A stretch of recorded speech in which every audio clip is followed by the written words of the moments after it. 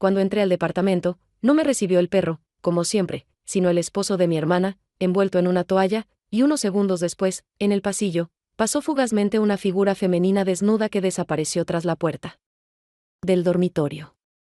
Aunque no alcancé a ver su rostro, supe de inmediato que no era Carla. Carla es mi hermana mayor, por 2 años. Trabaja en el Instituto de Urbanismo en Ciudad de México y vive con su esposo en el centro, en un departamento amplio con una gran terraza llena de macetas, donde siempre huele a café. Cuando me pidió que cuidara el lugar unos días mientras ella y Marcos iban a un viaje de trabajo a Puebla, no dudé en aceptar, ya lo había hecho antes, varias veces, y siempre me dejaba también al perro, un bulldog francés llamado Rocco, al que yo, en broma, llamaba la pila de peluche viviente. Por su carácter terco y su increíble habilidad para dormirse en cualquier lugar en 30 segundos, esa tarde, regresé de la cafetería donde había estado trabajando con mi laptop en unos textos para un cliente nuevo, y de inmediato noté que algo no estaba bien en el departamento. La puerta no estaba cerrada desde dentro, Rocco no salió corriendo a saludarme, no se oían los sonidos habituales, ni un ladrido, ni el golpeteo de sus patas. Entré con un montón de cosas en las manos, abrí la puerta del pasillo y vi a Marcos, de pie, como si nada hubiera pasado. Simplemente dijo, hola, sin un atisbo de sorpresa, sin intentar explicar nada o al menos cubrirse mejor que con esa toalla que apenas se sostenía sobre él. La mujer que pasó detrás de él ni siquiera intentó detenerse o desaparecer discretamente, se movía como si tuviera todo el derecho de estar allí.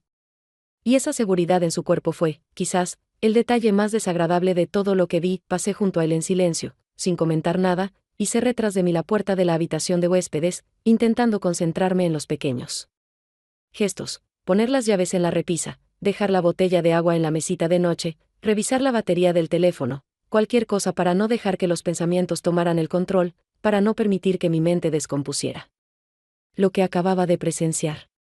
Para no descubrir qué era exactamente lo que más me había impactado, no sentí ni rabia ni dolor, solo una extraña y lenta sensación de vergüenza interna, creciente, no por él, ni por esa mujer desconocida, ni por Carla, que no sabía nada aún, sino por mí misma, por estar presente en una historia ajena, que no me concernía, pero en la que me había visto atrapada sin previo aviso, como una testigo accidental de algo sucio e irreversible. Tras la pared oí una risa breve, una voz femenina, el sonido sordo de una puerta de armario cerrándose, y dentro de mí creció la incómoda comprensión de que, para Marcos, todo aquello era normal, seguro, calculado al detalle, y que mi regreso no había alterado nada, porque en su mundo yo no figuraba como un factor de riesgo, como alguien capaz de hacer preguntas o de intervenir. Me senté al borde de la cama, sin quitarme los zapatos, y me quedé mucho tiempo mirando la pared, como si en ella pudiera aparecer algo que me indicara cómo actuar a continuación.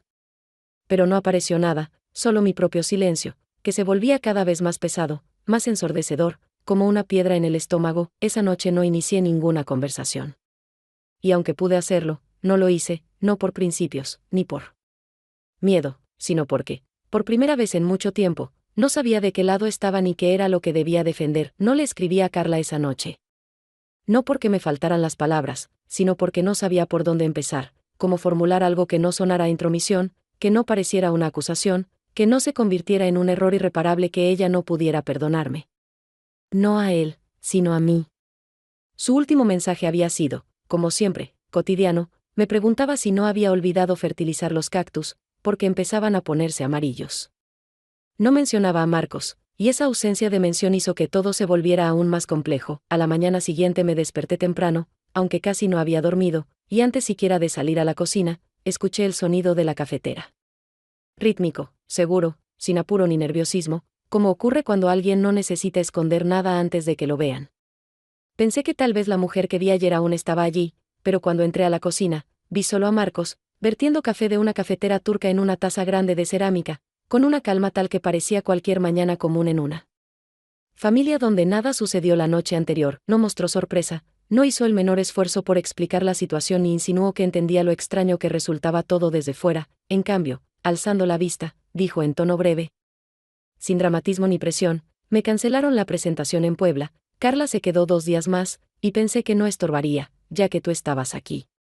En esa frase había algo tan cotidiano y cuidadosamente medido que por un momento dudé, y si de verdad solo había regresado antes a casa, y todo lo demás era una coincidencia a la que yo estaba dándole demasiada importancia. No respondí.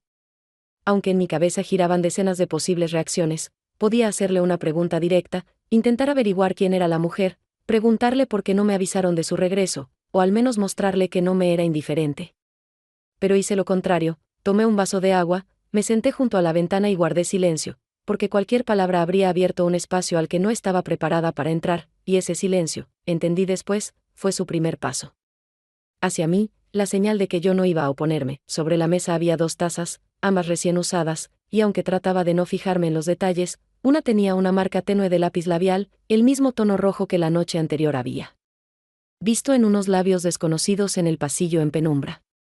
Bajé la mirada, tomé un sorbo de agua, sentí cómo se tensaban mis mandíbulas, pero no dije nada, y en ese momento, la vergüenza dejó de ser abstracta. Se volvió casi física, densa, y ya no le pertenecía a él, ni a Carla, ni a esa mujer. Me pertenecía a mí. Pasé todo el día luchando contra el impulso de escribirle a mi hermana y, al mismo tiempo, con la sensación de que no tenía derecho moral a hacerlo, porque desde el instante en que no salí del departamento al ver lo que vi, sino que me quedé, ya fuera por razones prácticas, porque mis boletos eran para la semana siguiente, o por simple desconcierto, ya había hecho una elección contraria a la rectitud. No era parte de la traición, pero sí lo era del encubrimiento. Y cada minuto de silencio solo intensificaba ese efecto. Él no explicó nada más. Se comportó como si nada hubiera ocurrido, y en esa calma había algo especialmente cínico, no una provocación abierta, no una agresión, sino una seguridad firme de que yo no cruzaría el límite, ese que ayer podía ser principio, y hoy se volvía una fina cadena entre comodidad y complicidad. A la mañana siguiente, me desperté más temprano de lo habitual y salí a la terraza con una taza de café negro, hecha más por inercia que por verdadera necesidad. Marcos ya estaba allí, sentado, hojeando el feed de noticias en su teléfono. Con una postura relajada, sin rastro de la tensión del día anterior, sin sombra de inquietud, solo la confianza cotidiana de quien sabe perfectamente, quien guardó silencio la primera noche no será quien comience a hablar hoy, habló casi. De inmediato, su tono era parejo, ligero, incluso amable. Comentó que había llovido durante la noche, que en la ciudad cerrarían de nuevo la avenida por un maratón, y luego mencionó cómo Carla y yo, según él, habíamos elegido juntos esos muebles para la terraza, aunque en realidad yo había estado en la tienda un máximo de 15 minutos y ni siquiera me interesé en los detalles. Pero ahora, por alguna razón, él quería convertir ese pasado compartido y casual en algo significativo, como si nuestra presencia allí, los dos, no fuese una violación de acuerdos, sino una continuación de algún tipo de familiaridad. No sabía cómo comportarme, no porque estuviera ofendida o confundida, sino porque en su voz había una entonación que no podía ignorar. No era coqueteo directo, ni insinuación vulgar, ni un intento evidente de arrastrarme a algo que no deseaba. Pero sí se sentía que estaba construyendo cuidadosamente un espacio en el que me sería difícil negarme a la presencia, a la conversación, a la participación, incluso sin dar un consentimiento explícito, cuando, como quien no quiere la cosa. Me dijo que siempre le había parecido que yo era callada pero muy observadora. No lo sentí como una simple observación, sino como una invitación, como si con eso me asignara un rol, ser la que ve todo pero no dice nada.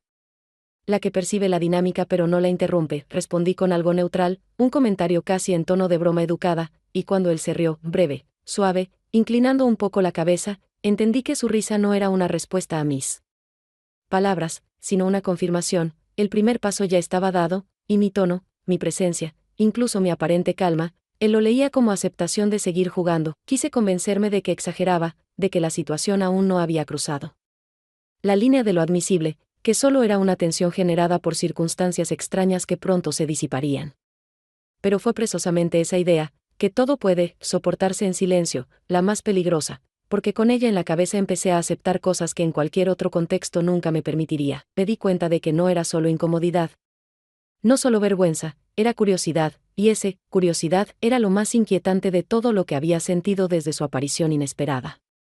No deseaba su cercanía, no sentía simpatía, no imaginaba nada romántico, pero la manera en que se comportaba, cómo mantenía la distancia y al mismo tiempo la desdibujaba con miradas, pausas, palabras, convertía nuestra interacción en un juego cuyas reglas yo no aceptaba. Pero a las que me iba sometiendo minuto a minuto, dentro de mí se abría un conflicto que no se apagaba. Sabía que debía hablar con Carla, aunque me asustara su reacción, aunque significara una ruptura entre nosotras, porque su confianza no era un detalle, era un cimiento que me había confiado más de una vez sin decirlo. Pero al mismo tiempo no podía dejar de notar que algo en mí, no deseo, no interés, sino debilidad, ya comenzaba a adaptarse a la lógica de Marcos. Una lógica en la que el silencio es una forma de permiso. Esa noche me desperté a mitad de la madrugada. Salí descalza a la cocina, intentando moverme en silencio, aunque no entendía del todo por qué me importaba no hacerme notar. Al doblar la esquina, lo vi y Marcos estaba sentado a la mesa, en la oscuridad, iluminado solo por la luz azulada de su teléfono, que sostenía en la mano, pero no usaba, no deslizaba la pantalla, no escribía nada, solo lo tenía en la mano, como quien sostiene un vaso vacío tras un brindis ruidoso. Ninguno de los dos dijo una palabra, pero tampoco desviamos la mirada. Serví un vaso de agua lentamente, concentrándome en cada movimiento, como si eso pudiera protegerme de la emoción que ya empezaba a llenar mi pecho, aunque aún no tenía nombre claro. Él no me miraba como a una extraña, ni como a la hermana de su esposa, ni siquiera como a una mujer que quería seducir. En su mirada había algo más sutil, un entendimiento mudo de que los dos estábamos en un lugar donde no deberíamos estar, pero ninguno hacía nada por detener esa geografía de errores. Ese breve encuentro, que tal vez duró apenas unos minutos, pero que se extendió en mi interior más que la mayoría de los diálogos de mi vida, no tuvo palabras, ni pasos hacia el otro, ni gestos físicos. Pero el silencio entre nosotros pesaba más que cualquier intercambio, porque ya no era neutral, ya no era solo una pausa, se había convertido en el recipiente de todo lo que no dijimos, no preguntamos y no frenamos a tiempo. Al volver a la habitación, no pude evitar pensar que mi pasividad ya se había transformado en presencia, no accidental, no forzada, sino cómplice. Porque cada segundo que seguía en ese departamento me convertía en parte de una historia tangible, no solo en una espectadora silenciosa. Me acosté en la cama, mirando el techo, donde las sombras del alumbrado callejero se movían lentamente, como los pensamientos que giraban en mi cabeza. Sentía como el espacio se contraía, no físicamente, sino por dentro, porque en esa casa, donde hasta ayer reinaban las reglas establecidas por Carla, ahora existía otro sistema de coordenadas. Uno en el que ya no era ella quien definía los límites, sino yo, con mi silencio, con mi presencia, con mi decisión de quedarme. A pesar de todo, pensé que quizás al día siguiente tendría fuerzas para decirle algo, aunque fuera una parte. Insinuarlo, formular con cuidado frases que le permitieran intuir lo que pasaba. Pero al mismo tiempo entendía, cuanto más tiempo guardaba silencio, más difícil se volvía pronunciar incluso un simple, aquí hay algo que no está bien. Sabía que Carla confiaba en mí, porque antes de irse me había dicho esa frase. Que ahora no dejaba de sonar en mi mente como una advertencia constante: no podría dejarle el departamento a cualquiera, pero tú eres mi hermana. Y eso, cada noche, lo rompía en pedazos. A la mañana siguiente, el departamento estaba envuelto en un silencio que no calmaba, sino que pesaba, un silencio denso, saturado de algo invisible que vibraba entre nosotros, incluso cuando no cruzábamos miradas. Ambos nos comportábamos con contención, sin provocaciones visibles ni hostilidad, pero esa contención ya no tenía nada que ver con la distancia, era un silencio no para evitar, sino para preparar. Pasamos todo el día sin hablar. Casi nada. Él se ocupaba de cosas domésticas, lavaba algo, movía objetos del lugar, sin hacer ruido, pero llenando el espacio con su presencia. Yo, por mi parte, respondía mensajes de forma mecánica, fingía leer noticias, deambulaba por el departamento con una taza en la mano sin encontrarle sitio. Todo era acción sin acto, como si no viviera, sino que estuviera conteniendo la respiración. Por la noche nos cruzamos en el estrecho pasillo entre el baño y la cocina. Yo volvía de la terraza, él iba en dirección contraria. En el punto donde deberíamos habernos esquivado, él no. Se apartó. Se detuvo, no más cerca de lo permitido, pero tampoco lo bastante lejos como para no sentir la tensión de estar dentro del alcance de un solo movimiento. El momento duró demasiado como para ser casual, pero aún no llegaba al umbral de una acción. Y eso lo volvió peligroso, no lo que hizo, sino lo que no hizo. Me miró, con atención, lentamente, como si intentara leer algo en mi cara, y yo supe que debía retroceder, dar medio paso atrás, dejar claro que seguíamos dentro de una casa ajena, con roles y reglas definidas. No retrocedí, y él lo entendió. El beso fue inesperado, pero no repentino. No surgió de un impulso, no estalló desde la emoción, no fue un arrebato, fue, más bien, la consecuencia lógica de todo lo que no se había dicho. No huí, no reaccioné por fuera, pero dentro de mí algo descendió, como una piedra pesada. En el agua, no por dolor, sino por irreversibilidad, no dijimos una sola palabra. Él se alejó primero, siguió su camino hacia la cocina como si nada hubiera pasado, y yo me quedé parada en el pasillo, sabiendo que ese instante, no el beso en sí, sino mi falta de resistencia, lo había cambiado todo, ya no podía imaginarme diciéndole algo a Carla desde la posición de espectadora, sin incluirme en el relato. El silencio que hasta entonces había sido mi forma de conservar la distancia, se había transformado en una confirmación, no lo rechacé. No lo detuve, no salí de la habitación, y eso no fue miedo, ni debilidad. Fue una verdad simple, seca. A la mañana siguiente, me desperté con la sensación de que el tiempo ya no avanzaba de forma lineal ni tranquila, sino que se infiltraba en el espacio, dejando huellas donde no debía, en la cabeza, en el cuerpo, en los objetos que tocaba. De forma automática, tratando de recuperar una estructura que todavía ayer creía tener bajo control, me lavé la cara con agua fría sin mirarme al espejo, me puse una camiseta que había traído desde el primer día y preparé el café lentamente, intentando no hacer ruido. Como si de ello dependiera mantener ese frágil equilibrio entre no pasó nada y ya no hay vuelta atrás. El departamento estaba en silencio, pero no en calma. El silencio se había vuelto algo constante, ya no era neutro, estaba lleno de contenido, reflejaba cada gesto de Marcos con más precisión que sus palabras. Y ese día él actuó de manera distinta, casi impecable, pero era justo ese, casi, lo que contenía la amenaza. Ya no me miraba fijamente, no se acercaba, no hacía insinuaciones visibles, pero su comportamiento mesurado y preciso era él.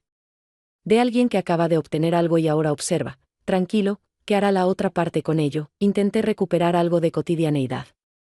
Escribía el borrador de un nuevo texto para un cliente, respondía mensajes, resolvía tareas pequeñas y, al mismo tiempo, me observaba como si no fuera yo, sino otra persona, una analista externa que evalúa la situación con frialdad, sin emoción, como si tuviera que emitir un juicio sin implicarse.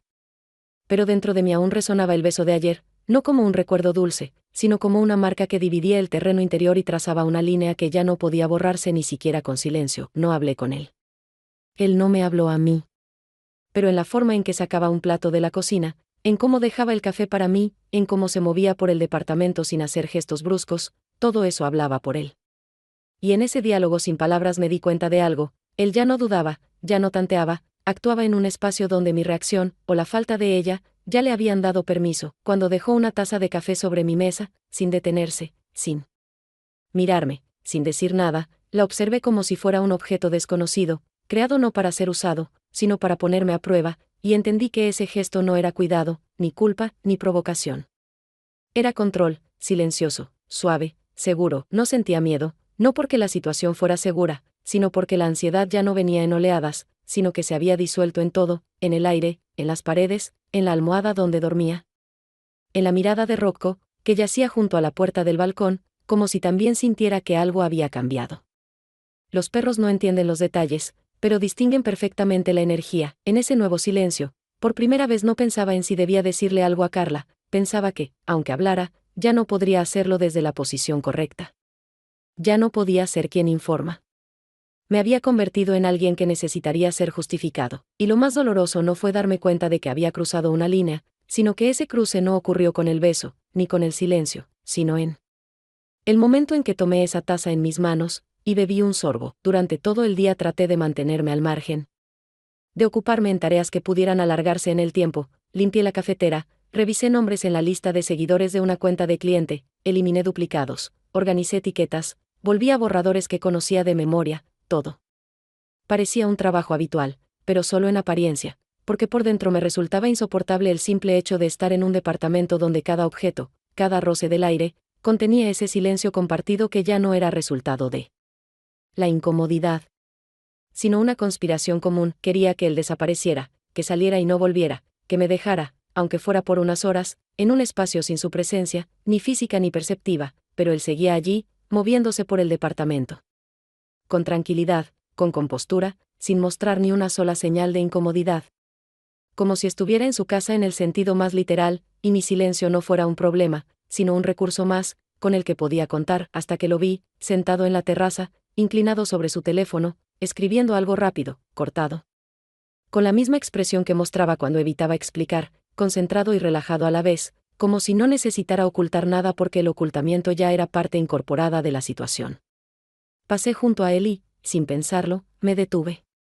No se dio cuenta de inmediato, pero cuando levantó la vista, vi cómo la pantalla se apagó, y sus dedos aún quedaron un instante suspendidos sobre el teclado, congelados, como los de alguien que no esperaba resistencia. Le pregunté, sin levantar la voz, pero con esa firmeza que no deja espacio para bromas. ¿Es ella? No respondió enseguida.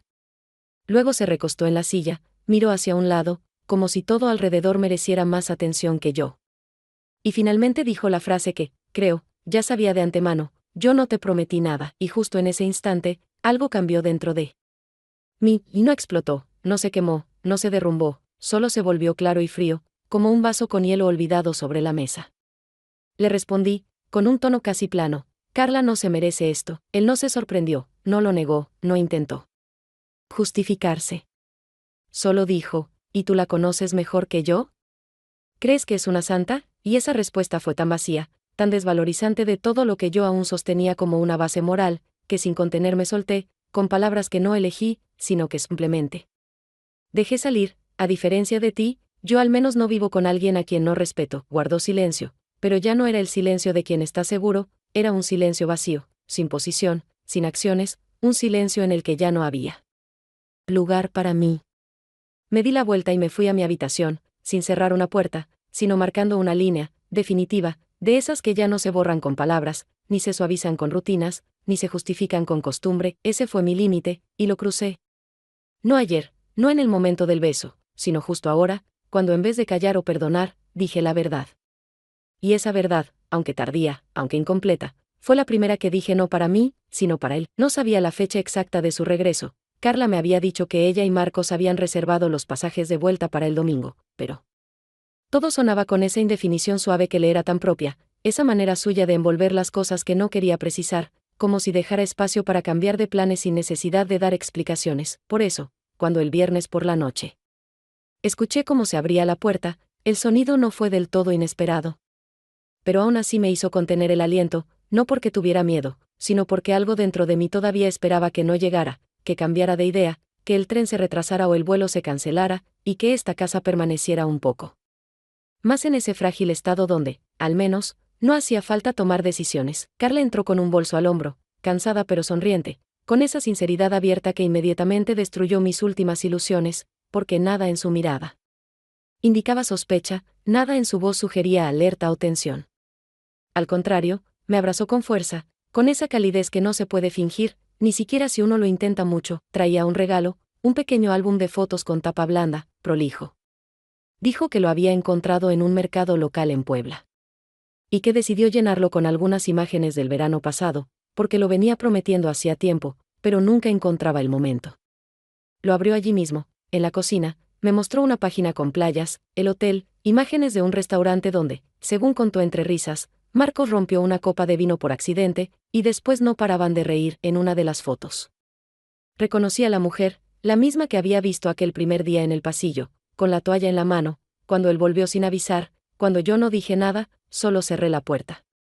En la imagen, ella estaba sentada junto a Marcos, riendo, con una copa en la mano.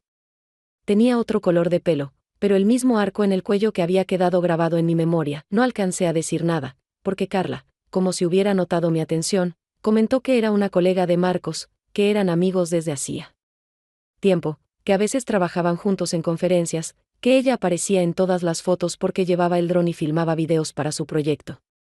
En su voz no había duda, y fue precisamente eso lo más punzante: hablaba como alguien que conoce la historia y la acepta sin necesitar aclaraciones, como si ni siquiera se permitiera pensar que pudiera haber algo más. O quizás ya lo sabía todo, y también lo aceptaba. No sabía cómo reaccionar, no porque me faltaran palabras, sino porque cada posible frase chocaba contra esa certeza suya, tan clara, tan luminosa, imposible de pinchar con el tono, con una pausa, con una pregunta. Su confianza no era una decisión racional, era instintiva, natural, de esas que no requieren verificación. Y esa naturalidad me asfixiaba más que cualquier acusación. Marcos entró en la cocina un poco después, con esa misma contención mesurada que ya me sabía de memoria. Saludó a Carla, la abrazó, la atrajo hacia sí como lo haría un hombre sin nada que esconder, como alguien genuinamente feliz de ver a su esposa. Y ella le devolvió el abrazo, completa, sincera, confiada, con esa ternura que solo se le ofrece a alguien realmente cercano. Yo estaba al lado, con el álbum en las manos, y sentía que pesaba más de lo que parecía. Porque no solo contenía fotos. Cargaba un silencio que ahora se había vuelto todavía más denso. Tardé mucho en decidir cuándo hacerlo, no porque no supiera cómo, sino porque el momento dejó de ser claro, se deslizaba, se desplazaba, se disolvía entre gestos cotidianos, en frases sobre el café, en bromas sobre los embotellamientos. En ese movimiento diario que se volvía una coraza más fuerte que cualquier silencio. Esperaba que la verdad apareciera cuando estuviéramos solas, sin Marcos presente, no en un momento en que su mente estuviera ocupada con otras cosas, no mientras ella se reía viendo las compras del viaje o bromeaba con que Rocco otra vez se negaba a dormir en su cuna, pero ese momento nunca llegó.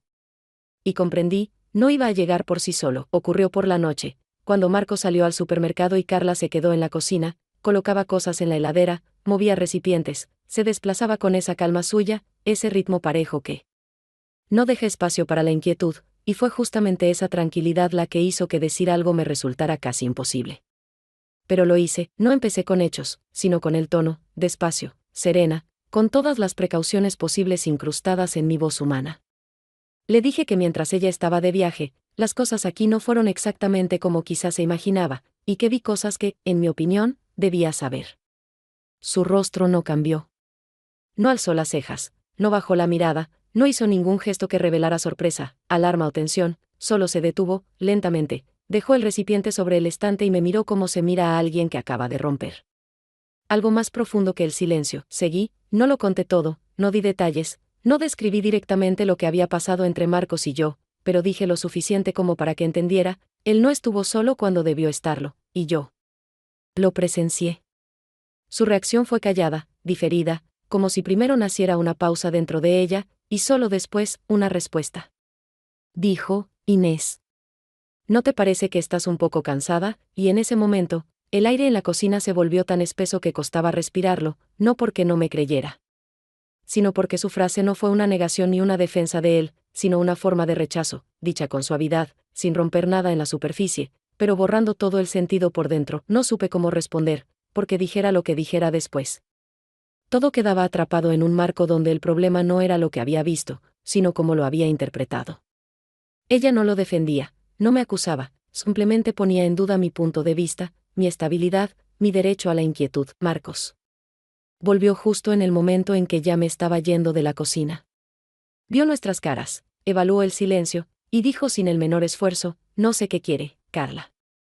Pero yo no toqué a nadie, y esas palabras, dichas en tono neutro, sin atisbo de conflicto, no sonaron como una negación, sino como la forma definitiva de establecer una versión donde yo no era culpable, ni mentirosa, ni agresiva, sino simplemente emocional, confundida, alguien que no entendía lo que había sentido. Me quedé de pie en la cocina, como en una especie de desplazamiento temporal, donde yo, la que había dicho la verdad, ahora parecía la que exageró, imaginó, confundió. No tenía pruebas, no tenía una foto donde todo estuviera registrado, no tenía eso que en estos casos llaman argumentos, solo recuerdos, silencio, un beso, y una voz que ya nadie quería oír. Comprendí que en ese departamento ya no me pertenecía nada, ni el espacio, ni la palabra, ni siquiera el silencio. No tardé en hacer la maleta, no porque quisiera huir, sino porque ya no me quedaba energía para explicaciones, ni ilusiones de que aquí aún pudiera arreglarse algo con palabras, con acciones, o siquiera con presencia. Todas las conversaciones que debieron ocurrir ya no ocurrirían, todas las miradas que podrían haber aclarado algo ya habían dicho lo suficiente, y cada objeto que tocaba en el departamento ya no evocaba recuerdos, sino ajenidad, como cuando las cosas dejan de ser parte de tu vida y se convierten en recordatorios de la de otros. No dejé desorden, al contrario. Recogí todo con cuidado, volví a colocar las cosas que no había usado en sus cajones, tendí la cama donde había dormido, limpié la mesa de la cocina, levanté el cuenco de Rocco del suelo y vacié el agua, como si cada microgesto fuera una manera de cerrar la puerta detrás de mí mejor que lo haría el propio silencio. Carla no me preguntó por qué decidí irme un día antes, solo dijo que le daba pena que no hubiéramos podido pasar más tiempo juntas, y que, como siempre, justo cuando uno empieza a acostumbrarse a la presencia del otro, ya es hora de despedirse. En sus palabras no había ironía ni duda, solo el calor de siempre, y fue justamente eso lo que volvió a romper algo dentro de mí, porque sabía que hablaba en serio, que no actuaba, no fingía, no se mostraba como víctima ni como fuerte. Simplemente vivía en su versión de los hechos, donde yo era la hermana a la que le costaba un poco, la que quizás se había involucrado demasiado, pero que seguía siendo de las suyas. Marcos no salió a despedirse. Y se lo agradecí. No porque no pudiera soportarlo, sino porque su ausencia fue el único reconocimiento que se acercaba, al menos un poco, a la honestidad. porque él sabía que cualquier frase suya, en ese momento, habría parecido un intento patético de control o un gesto cínico, y eligió la única opción que no hacía daño a nadie, excepto al silencio. Dejé una nota, no larga, sin detalles, sin explicaciones, sin preguntas. Escribí solo 2 frases. No pedían respuesta, no provocaban diálogo, no dejaban espacio para interpretaciones. Escribí, no robé nada. Pero ustedes 2 perdieron. Cuando la puerta se cerró detrás de mí, no sentí alivio. No hubo sensación de liberación. Ni la impresión de que dejaba algo atrás, al contrario, todo lo más pesado lo llevaba conmigo. Pero sabía que allí ya no volvería a callar, y que esa historia, aunque nadie la nombre por su verdadero nombre, quedará en mí no como trauma, sino como experiencia. Una que me enseñó solo una cosa: el límite no siempre es una acción, a veces es el silencio que aguantaste demasiado tiempo, y aunque me fui, no me llevé nada que no me perteneciera. Pero ese único beso, ese que se volvió prueba, aunque nadie pensara en preguntar, me lo llevé conmigo, como testimonio de que, a veces, la verdad no vive en las palabras, sino en lo que queda entre ellas. Pasaron 2 meses, durante los cuales no intenté restablecer ningún contacto, no escribí, no leí mensajes antiguos, no entré a sus perfiles en redes sociales, porque sabía que cualquier toque sobre un icono, cualquier desplazamiento casual por el feed, no sería solo curiosidad, sino un regreso a un espacio del que me había ido no porque lo hubiera cerrado, sino porque no podía quedarme. Y al mismo tiempo, porque ya no tenía derecho a quedarme, pero una noche, hojeando noticias en el teléfono, permitiéndome esos movimientos perezosos con los que uno intenta ahogar pensamientos, me topé con una foto conjunta, brillante. De unas vacaciones, tal vez en la misma ciudad a la que solían ir, sonrientes, tomados de la mano, Carla con un vestido ligero, Marcos con camisa, al fondo un paisaje, y al frente una imagen tan perfectamente compuesta que podría ir en la portada de una revista urbana sobre la armonía en pareja. La miré largo rato, sin detenerme en ninguno de los 2 en particular, sino más bien estudiando la dinámica misma, como de cerca estaban, cuán natural se veía la sonrisa de Carla.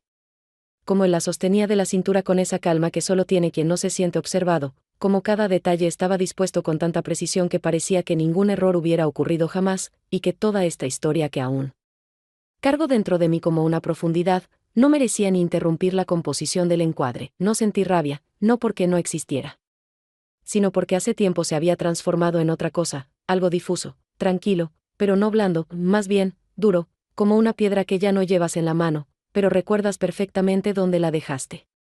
No sentí envidia, no analicé. No intenté adivinar qué era lo que Carla sabía, si sabía algo en absoluto, o si simplemente aprendió a convivir con algo que decidió no tocar.